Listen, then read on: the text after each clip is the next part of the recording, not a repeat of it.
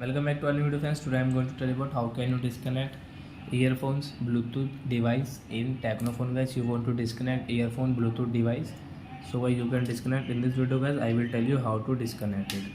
So before starting video friends, I want to tell you, if you are in my channel and you are watching my video first time, so first of all go and subscribe my channel, click the bell icon and like my video. So right now let's start video. First of all, open your phone setting. So guys, how to forget Bluetooth earphones. So guys, click on more connections, Bluetooth, is on your Bluetooth, and guys you can see this my CL20 earphones. So I want to forget this device.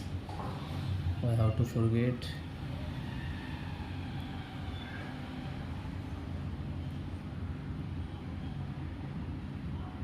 So why you want to forget? So why, first of all guys, you can see this icon setting. So I will click here and forget. Why you want to forget your CL20 earphone? So you can forget device from here, then guys it will forget. So I hope friends you have understood how to forget earphone device, Bluetooth earphones in TECNO phone. So that's it guys, thanks for watching my video. Now we will meet on next video with new topic. Before guys, please go and like my video, subscribe my channel.